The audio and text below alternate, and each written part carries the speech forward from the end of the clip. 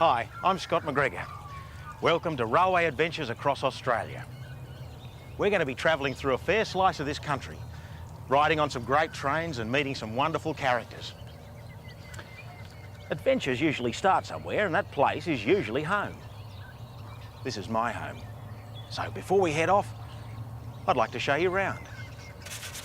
This little place is actually near Mudgee in central New South Wales. Now, you may be wondering why I'm so keen on old railway memorabilia. Well, it started way back when I was a kid. I was raising money one day for my scout troop. I was working at Orange Railway Station when a little steam locomotive rolled in. The driver leant out of the window and said to me, "Hey mate, you want to come up here and earn your money?" So of course I joined him for the day. I got myself black all over from shoveling coal. When I went back to the scoutmaster that night and showed him my card, he read it out to all the other boys. Driving a steam locomotive, $1. Well, from that moment on, I was hooked. Years later, when it came time to put a house on this place, I thought, what about an old railway carriage? And why not? They're big and roomy and full of character. You may be wondering how I got all these carriages up here. Well, this is how it was done. As you can see, it was all hands to the pump back then in 1990. The railways had a lot of old rolling stock lying around in those days that hadn't been used for years. So, although they looked a bit unloved, the stock I bought was all basically in pretty good condition.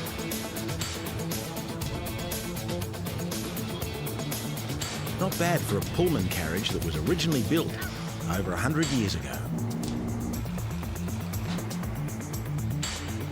The excitement of getting that first carriage into place is something I'll never forget. At the end of the day, I was tired, but I was ecstatic.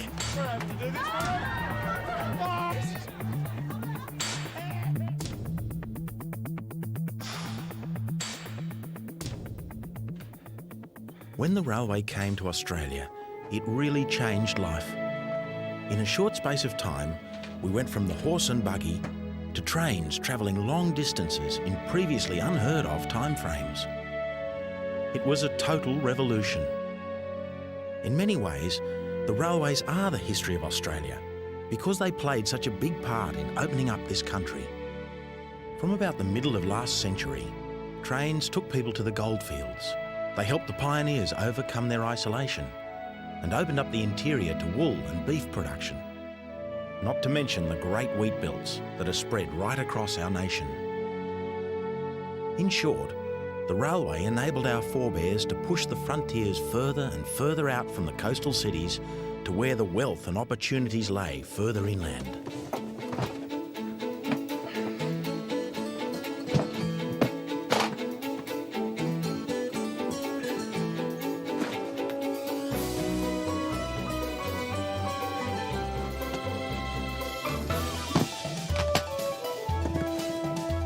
Well, that was my place. But right now, I think we better get going. We've got a lot of territory to cover.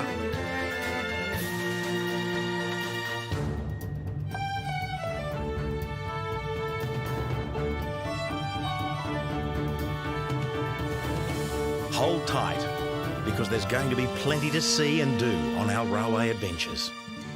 Starting in Queensland.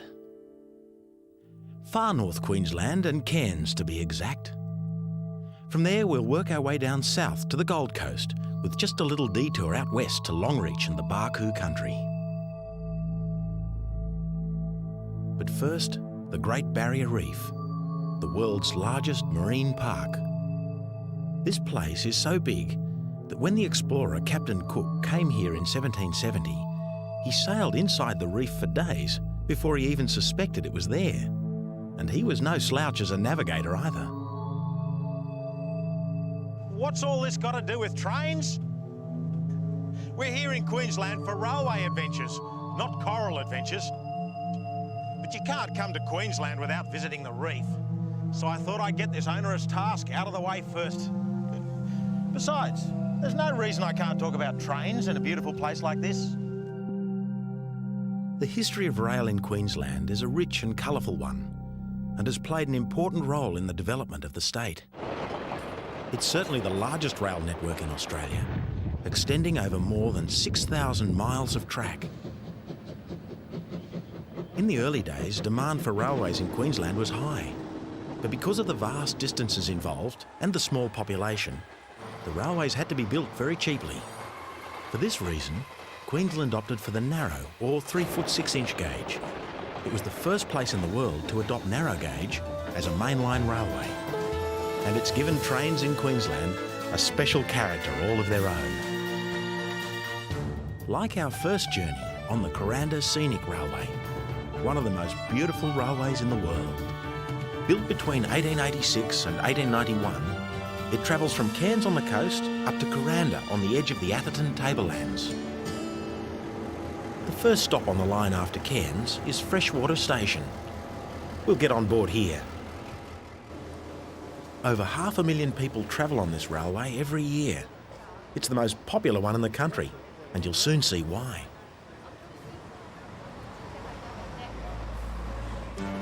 From 0 to 1,000 feet above sea level, the train takes 90 minutes to journey through 15 hand-carved tunnels, dozens of bridges, and some spectacular scenery. At one point, we travel within feet of the Stony Creek Falls, our carriage suspended in the air on this fantastic trestle bridge.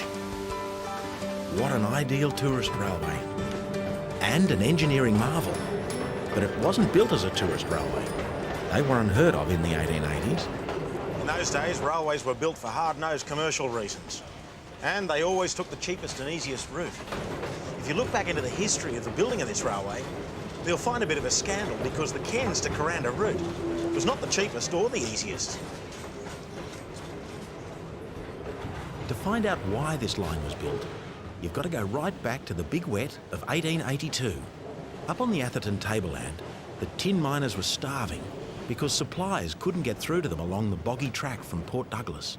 They began to agitate for a railway from the coast. Because there was an election coming up, the police said yes to the railway. Sound familiar? The Queensland Government Minister for Works commissioned Christy Palmerston, a legendary pioneer, to find a suitable route. The race was on. Both Port Douglas and Cairns formed railway leagues to begin a long and bitter fight for the right to build the railway. But not long after, Geraldton, soon to become Innisfail, joined in too. They couldn't get the government to employ Palmerston on their behalf, so they decided to employ them themselves through their own local council. During the year, Palmerston marked several possible routes from the coast, and the one he favoured most was the one from Geraldton.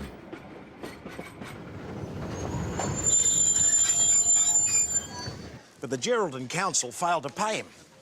So Palmerston refused to submit their route to the government surveyors. Instead, he only submitted the government-sponsored routes.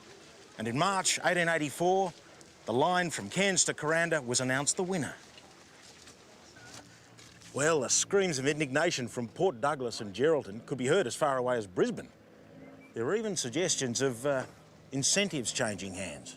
Surely not in Queensland. But the people in Cairns were extremely happy.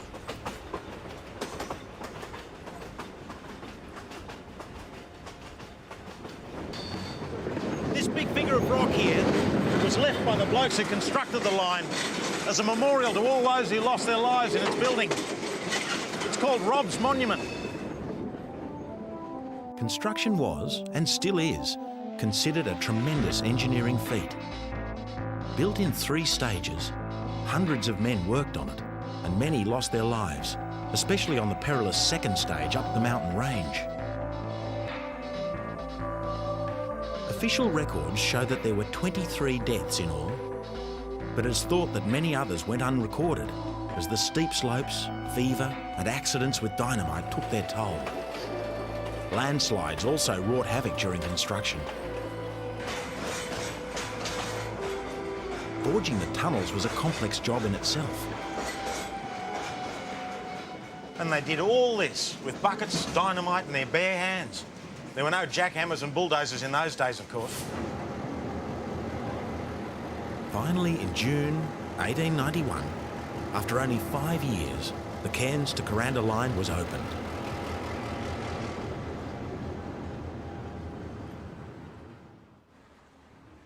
Cairns prospered. These days, it's a vibrant international city, exuding the typical warm hospitality of the tropical north. At Port Douglas, trade dropped off rapidly after the railway was built, but these days it enjoys a new lease of life as a popular tourist resort. Geraldton became Innisfail and prospered in its own right through the sugar industry. The Atherton tablelands blossomed because now they had a reliable source of goods and freight. Kuranda must be one of the most beautiful railway stations in the world. It's a pleasure simply to sit here for a while and take in the peaceful old world charm of the place. They're also very proud of their old 37-point signal box. Oh, so Nev, this is the original box, eh? Yes, it is. It's been here, well over 100 years. All right, Scott, pull number 32. Neville Smith is the station master. He's going to show me how to set the road for the first down train back to Cairns. Get the signal to come off. Now throw it back and try number 30. No, you can't, because... So all the rods and levers are interconnecting, stopping us from doing anything wrong. That's correct. And who said that built-in safety features were a modern invention? Foolproof, Neville says, looking at me. Set the points first. All right, we've Now, set the points. watch a That's the master road at work. Through the yard, and now we'll make the signals. Right. Oh, I see, that's clear, that little repeater too. That's clear. That's the little repeater, which is for the down-home signal right out at the far end, the Mareeba end of the yard. The little repeaters are for the signals that can't be seen from the box itself.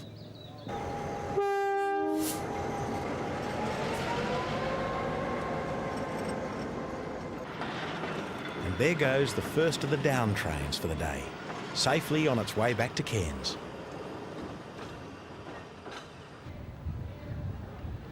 And Kuranda town, well, for the most part it remains a cool, sleepy little rainforest village, renowned for its resident artists, except for when the train arrives. Then the many craft and souvenir shops spring into life at a moment's notice.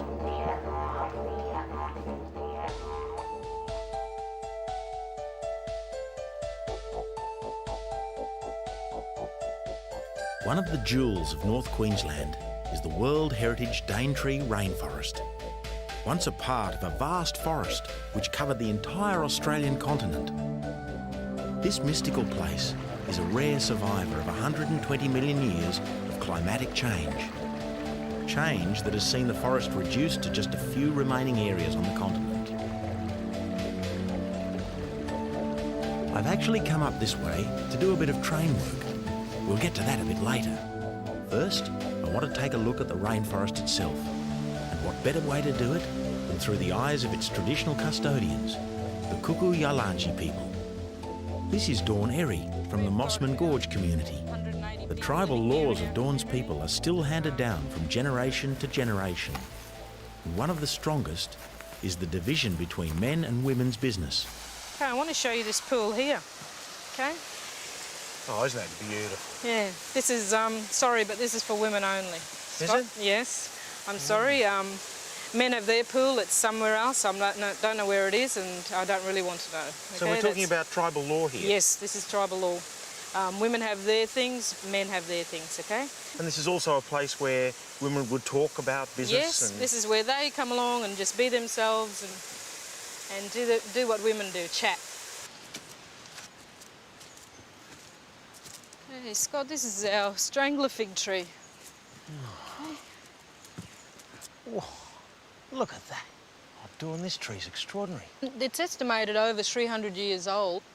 It's always been here to our people. We climbed it and you can use it as a lookout point. They climb up there and they look out over the land and see who's coming. I've dreamed of living in places like that. A treehouse, yes.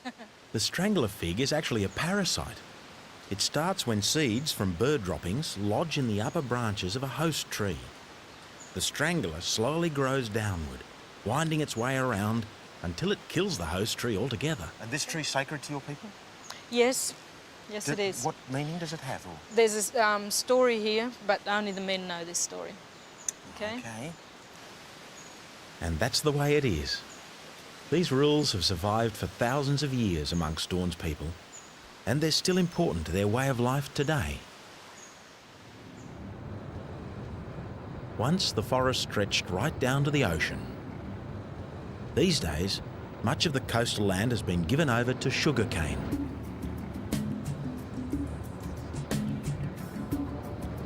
Mossman is a major centre for the sugar industry. It's also the home of some of the hardest working little trains in the country. The mill have agreed to let me ride on their trains for the day, but the privilege has come at a price. I've actually got to earn my keep and put in a day's work. They drive a hard bargain up here, these northerners. G'day, you George? That's right. I'm Scott. Apparently I'm assigned to you today, is that right? That's correct. Come up. Great, come on. George is a local with an interesting pedigree. His grandfather came from the West Indies, and his mum's a Thursday Islander with a little bit of German blood mixed in for good measure. He reckons Mossman is the best place in the world to live. I think this is undoubtedly the prettiest part of the world that I've seen. And here you are amongst it every day, driving out into the hills like this. Very, very lucky. But this vest here, Yeah. all firemen and regulation have got to wear those vests. Brand new too. Brand new. Look at that. Top stuff. This is so I can look just like you, Darcy. Darcy is George's regular fireman, and I suspect that right now he's planning a pretty easy day for Set himself. of points here, so pull up. I'll get you to change those points. All right. Just check the blades to make sure that when you do change it, there's no rocks between the blades. Yes, George. Actually, he's got a good reason for saying that. If a rock jams between these rails, it could derail the train. And that'd be the end of my career as a fireman, I'd suspect.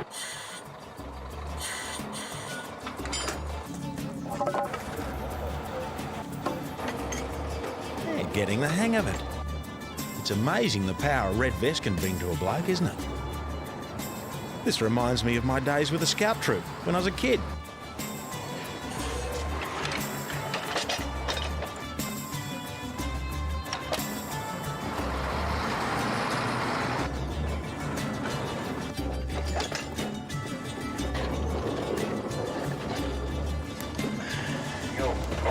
You just take it easy, Darcy. Don't worry about a thing now, mate. He might as well make the best of it. Rest his legs while he can. You just lean on it while he goes over. Yeah, that's it.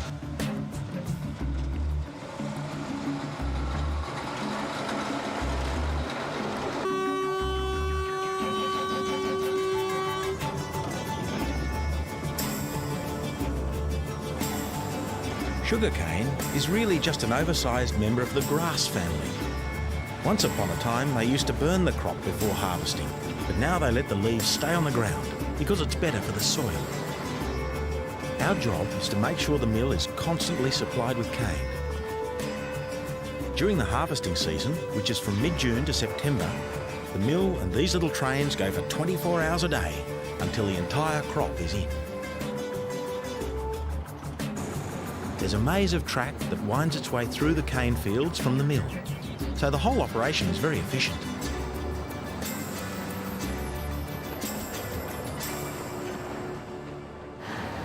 Well, is that it, George? Scotty, one last favour before you finish, matey. Oh, he's a slave driver, this bloke? Yes. Could you take us up the Weybridge and give the traffic controller, please? My pleasure, mate. I've had a top day. Good on you. Thank you. Thanks for everything.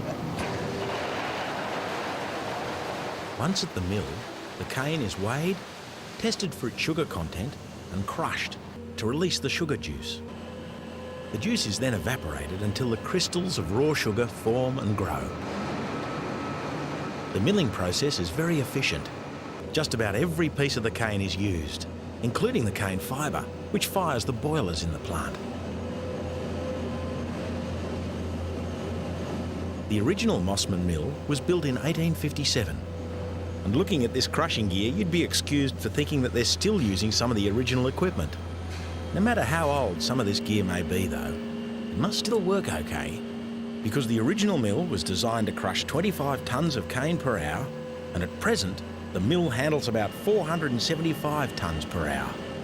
Sweet figures in any person's language.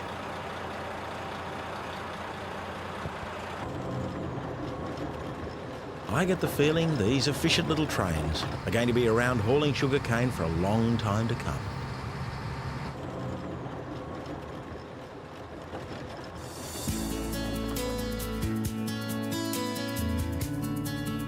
And I reckon George is right.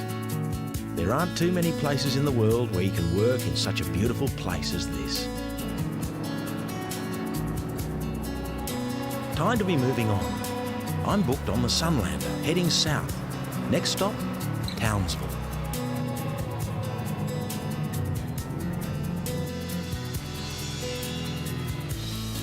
The Sunlander is just one of 2 or 3 trains that run up and down the coast from Brisbane to Cairns. Queensland's well served by its rail network, not just on the coast, but inland as well.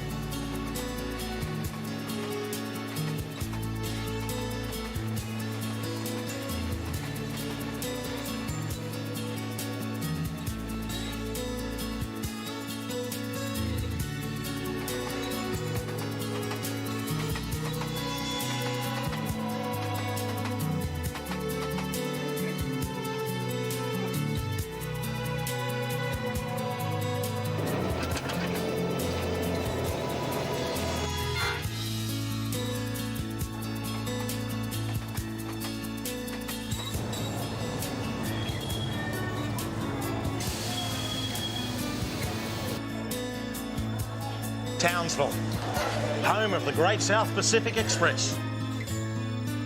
But before we get to Australia's most luxurious train, let's have a look around Townsville.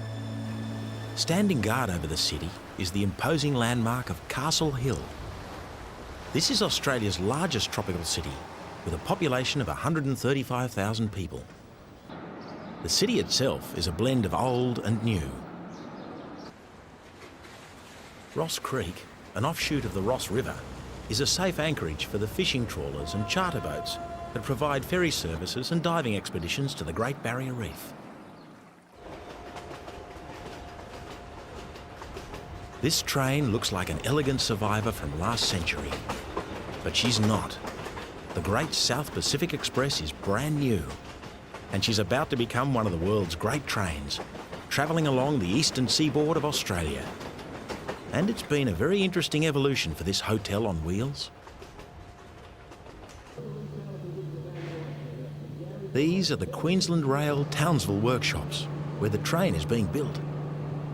Looking at these sheds now, it's hard to believe that not long ago they were in serious danger of being closed down, unless a new project could be found. The idea to build a world-class heritage train was a bold one, but it's worked. Looking at this place now, it's a hive of activity. The brief was to create a world-class luxury train in the style of the late Victorian era. But the designers also had to include the mod cons of today. Things like air conditioning, telephone, faxes, and cappuccino machines. Denise Corcoran, the interior designer of the train, is no stranger to railway carriages. She was involved with the design of 2 of our other great trains, the GAN and the Indian Pacific. But this train, she says, is different. What's especially interesting about this train is that it was designed from scratch. And in order to come up with the design, you've had to study all sorts of antique carriages? Yes, we looked at trains interstate, several carriages interstate, and we also looked into the archives in Queensland Rail. In the beginning, they did try rebuilding old carriages, but it didn't work because there was no room for all the wiring and ducting. And the wooden frames of the old carriages weren't strong enough either. So they scrapped the idea and built the carriages from the ground up using solid steel frames. Each of these cars is a masterpiece of craftsmanship. Many skills of the past have been revived. The detailing of the pressed metal ceilings, for example, is an old skill relearned by the carriage painters. The interior walls are fashioned from the finest Queensland red cedar and Tasmanian myrtle. In the old days, railway companies indulged in very distinctive liveries. The final touch, the crest. This is Queensland Railway's crest. Very ornate. Whoever said the romance has gone from train travel? There hasn't been a train like this built in the past 50 years. This is Australia's answer to the Orient Express, the Royal Scotsman, and all the other world-class luxury trains. Except I reckon this one is even better. But then again, I may be a bit biased.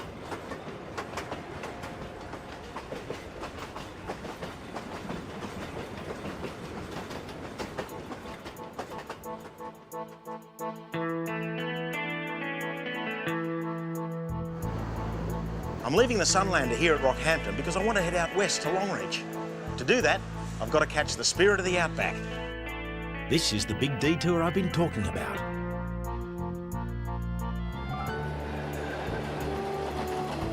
The Spirit of the Outback actually originates in Brisbane. I've met the train halfway along its journey. The full trip is 24 hours. But for us, it's only a 12-hour journey through some pretty interesting outback country.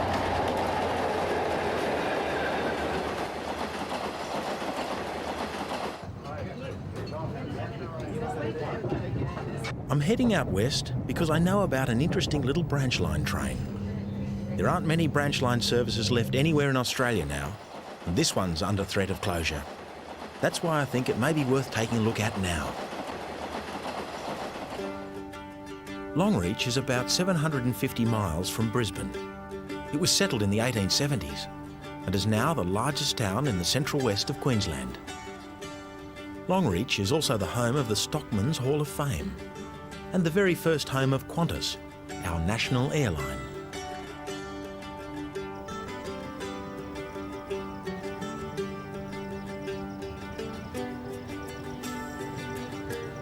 We're now heading about 140 miles south of Longreach to a sheep station called Albilba. The branch line train passes right by this property at a place called Ungo Siding. The area is known as the Barcoo country, after the Barcoo River, the major waterway in this region. Recently the drought broke and the pastoralists are enjoying conditions they haven't seen for years. Gee, the countryside looks good. So does the stock. All due to the recent rains, of course, which has played havoc with the road. It's just as well they've got a railway line, I'd say. Whoa, emus. A whole flock of them. Gee, they look healthy.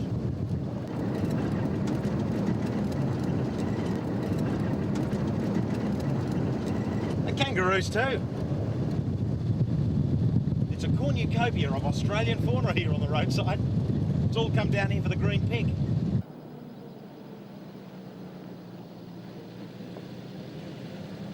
Here we are, Albilba Homestead, my destination. I know the people who run this place, you see.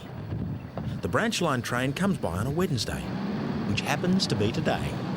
So I should be able to catch up with it.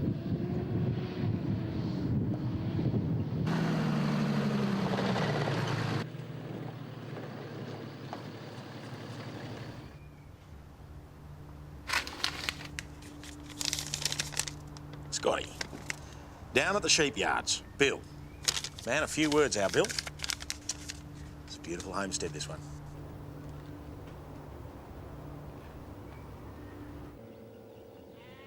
Bill Parkinson runs about 12,000 head of sheep on Albilba. By the look of all these sheep in the yards, he must be selling a few. Or maybe shifting them down to Wandsworth, his other property. Well done. Well met. Hey. It's been a while. This is Bill, Likewise. and this is his droving crew. This is Annie, Morning, Scott. Ladies first. What do you do?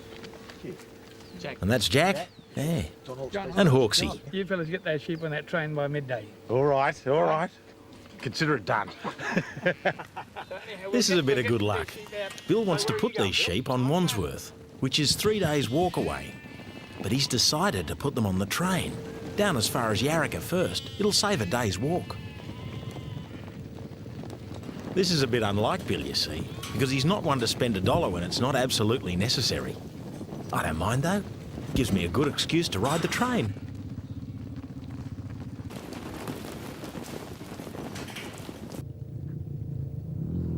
The drovers are expert at this sort of work. Once upon a time, of course, this would have all been done on horseback. Now the bikes have taken over. The dog doesn't seem to mind though, does he? Annie's actually a school teacher in real life, but she was brought up in the country and can handle a bike as well as the next bloke.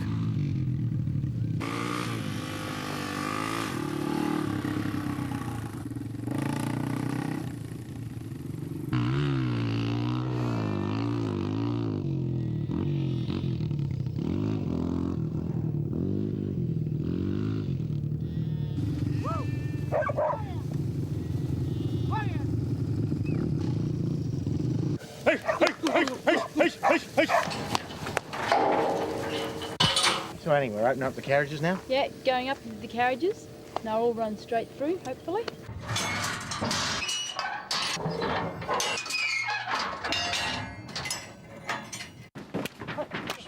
Sheep are reluctant travellers at the best of times. Just to help things along a bit, Hawks ties one up inside the first wagon, in the hope that it'll encourage the others to follow. The job still proves to be hard work though. It takes a woman's touch in the end.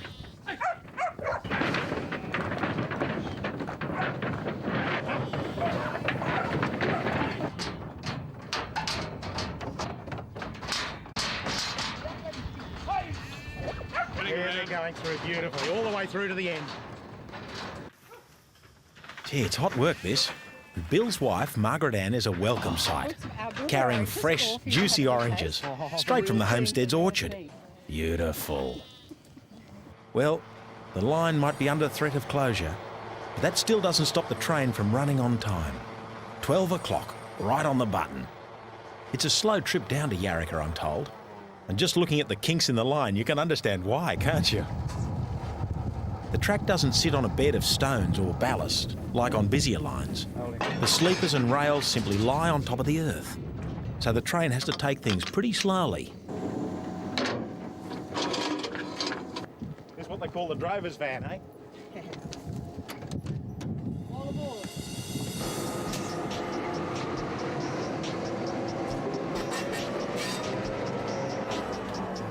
Once upon a time, trains similar to this one ran all over Australia. This was in the days before road transport took over.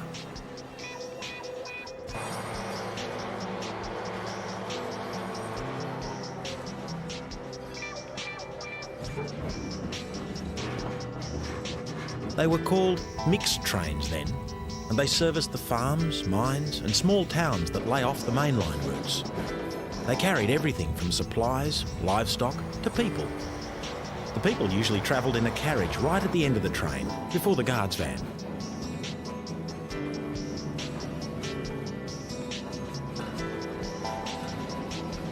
Our destination, Yarrika, is one of the most remote communities in the whole Barcoo region. It's little more than a school, a policeman and a pub. The people in this tiny town rely on the once-weekly train for their supplies and their survival, particularly in the wet, when you can't even get out in a four-wheel drive. There's no sealed airstrip in town either, so it's either helicopter or the train. The loss of this train could well break up this community.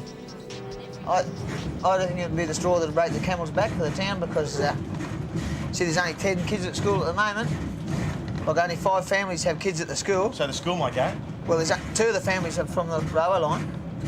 So if the railway line went bang, you've only got 3 families that have kids at the school. Right. That school's on shaky ground now. So if the railway line goes, then a school could go.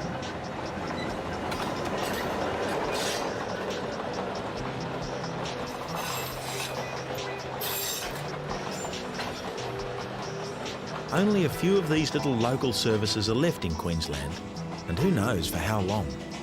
They certainly don't carry passengers anymore. We were lucky today, I guess.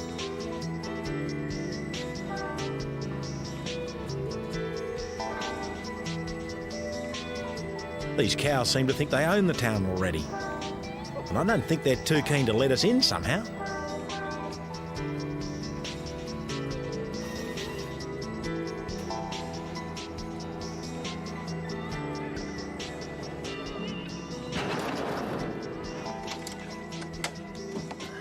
This is us, guys. Hey. We're here. Yep.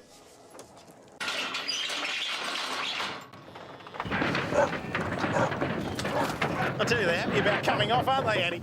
I would be too. You're not wrong there. All the day's work. Oh, my pleasure, Annie. So look, you guys are on the road to Wandsworth. Yep. With these sheep. And I'm the lucky one who goes off to the pub and catches the train again tomorrow. You get that? I'll go to the pub anytime. Is that right? Yeah, good on you.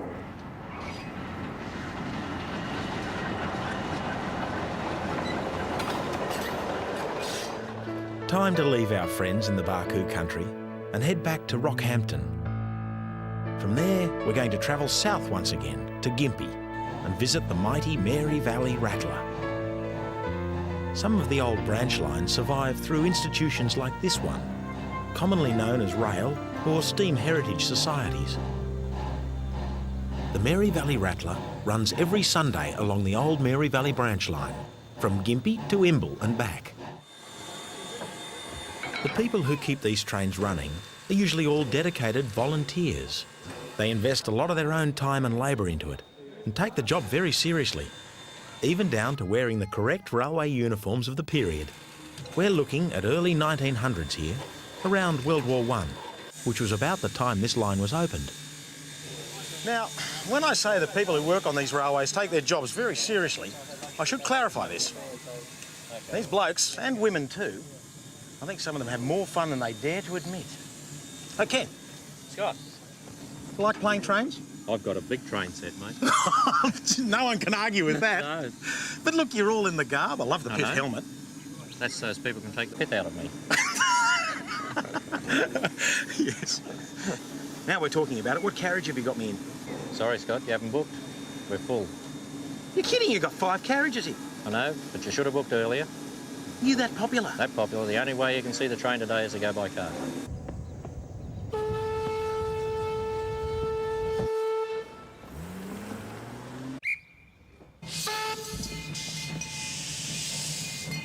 No doubt about it. They take it seriously with all these crossing guards with their red flags, green flags, bells.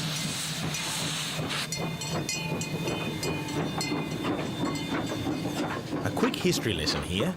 The Mary Valley Line came into being in 1914 in order to supply the gold mining town of Gympie with timber and farm produce from the fertile Mary Valley.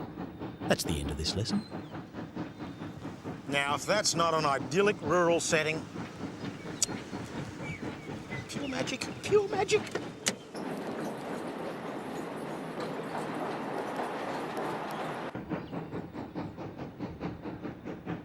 On its 30-mile return trip, the train passes through some spectacular countryside. Natural scrub, pasture land and pineapple plantations.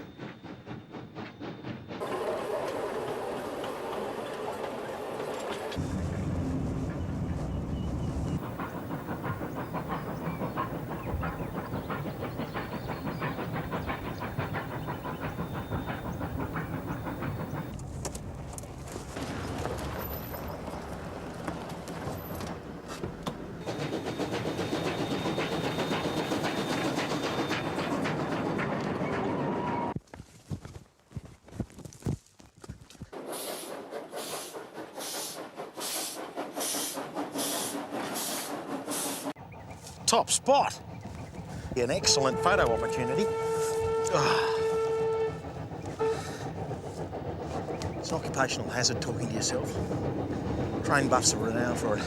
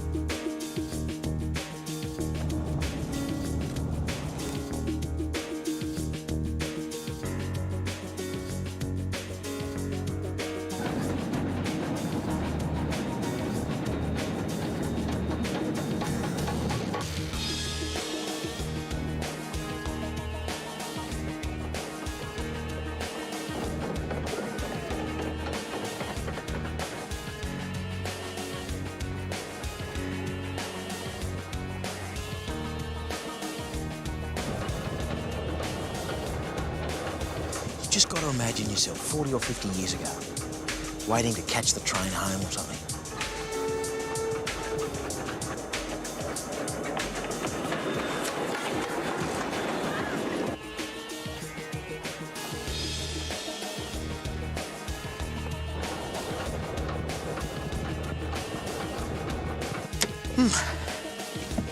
Excellent, excellent, excellent.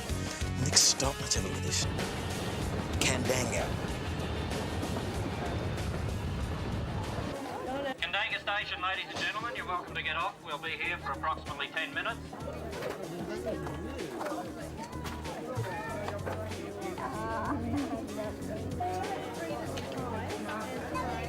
Gee, it's a beautiful line. Yeah. Yes, you get some beautiful views across the valleys. You miss it on the road because you're down the bottom of the valley. But Yeah. we run round it halfway up the hill most of the way.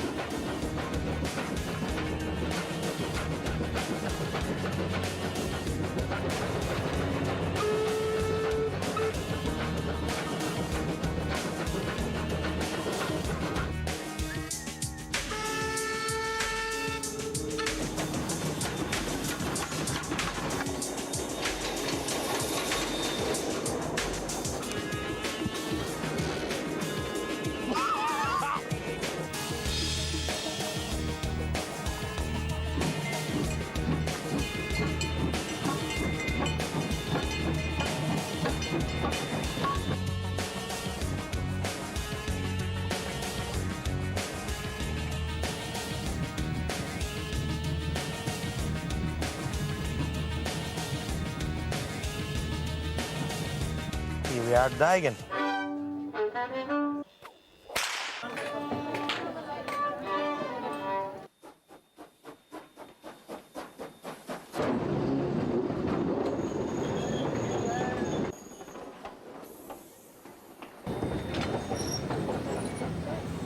There is a seat still left. There we are. He's pulled off right up at the dog box now. Ken could have invited me to go into the dog box.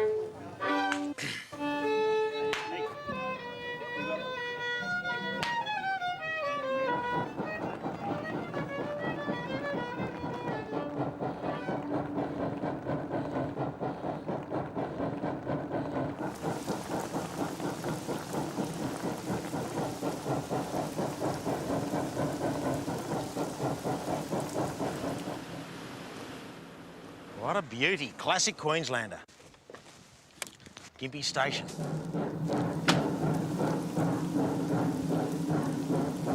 Each heritage society has something different to offer. I think the charm of the Mary Valley Rattler is the sheer enthusiasm of the people who run it. That and the entertainment to be had on the way. So, even though I didn't get to ride on the train, I still had a great day.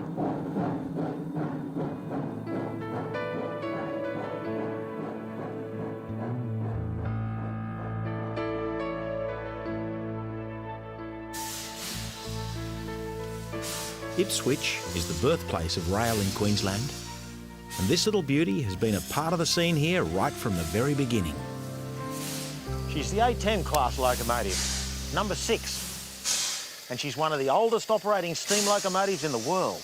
She was built in 1865. Pretty special. Number 6 was actually the 8th locomotive to enter service in Queensland. She was built in Glasgow by Scottish engineering firm Neilson and Company. She was then shipped out to Australia, where she began work on the 20th of August, 1866.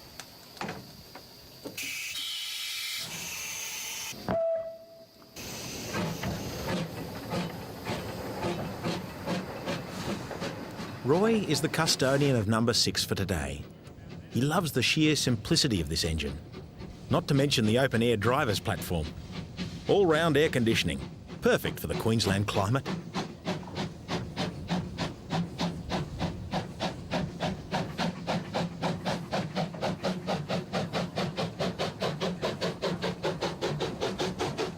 A typical train for number 6 in the old days would have been several small four-wheeled goods wagons, a couple of passenger carriages, perhaps a horse box and a guard's van.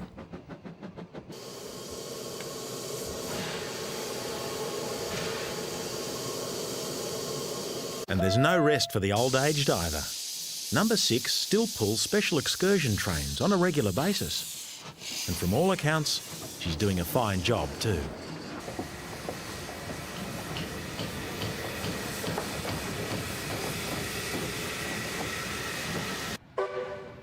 This is the Rosewood Railway Museum, not far from Ipswich. I'm looking for one of the drivers here, Bob Pezet. We met about 10 years ago when I worked on a TV series and he supplied the trains. Hey, Bob. Hello, Scott. How are you? Oh, long time no see, mate. Yeah, it's been a while. Yeah, it's been quite a while. Now, listen, Bob, I'm dying to talk to you about what's involved in actually getting a show like this up and running. What time did you get here this morning? Oh, I got here at 5:30, and the locomotive's got to be checked to make sure it's fit to run. You go around and you've got to set your fire, light it, and then you oil the loco. It takes about an hour and a half to oil the loco, and then by about 9:30, you've got enough steam up to move the locomotive. Probably 5 hours of work before you open the gates to the punters. That's right. So, Bob, what's in it for you? I mean, why do you do it? Well, the sheer and utter enjoyment of it. To leave things for the future generations and, well, every little boy wants to be an engine driver, doesn't he? That's true, that's true. And this is the train Bob supplied, Red Fred. And by all accounts, Fred's a bit of a beast to drive. You see, Red Fred is actually a big diesel motor on rails, not on like a truck. Except Fred has a pretty basic kind of gearbox, as Roy Walton is about to show us. Foot on the clutch, wait for the gears to stop the spinning, and then select first gear. Release brakes.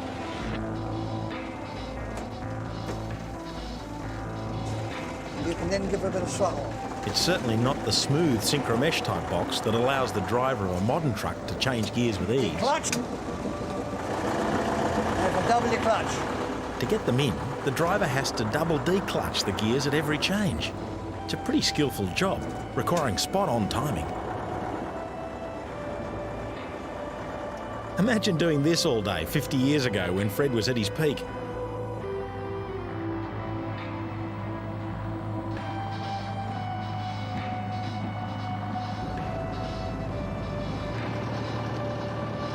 Red Fred, or RM55, was built in 1938. We're travelling along part of Rosewood's old northern branch line.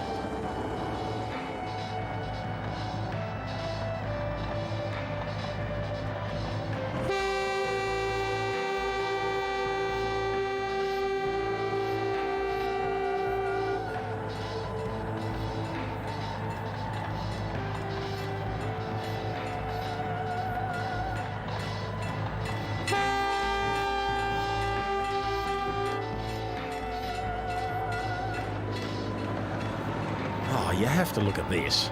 A rare 1920s wing-wang signal. There's only 2 or 3 of this type left in the whole country. I wouldn't mind that one in my collection.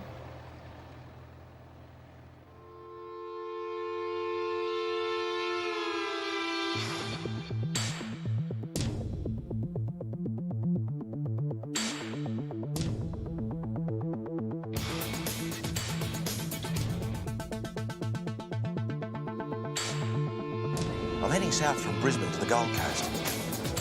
Nice train, good track.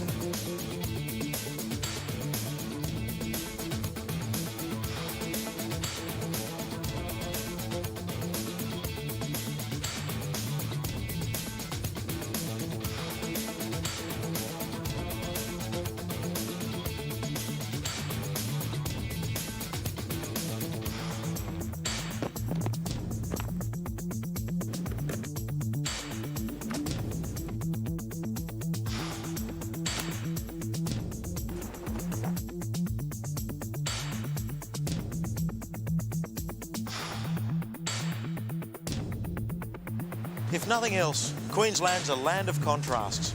From the barrier reef and the tropical rainforests to the Barcoo country and the vast inland. And now this, the Miami-like skyline of the Gold Coast. You don't need to guess where I feel most at home. And you know, just down the end of the beach there, New South Wales. But that's another story. See you then.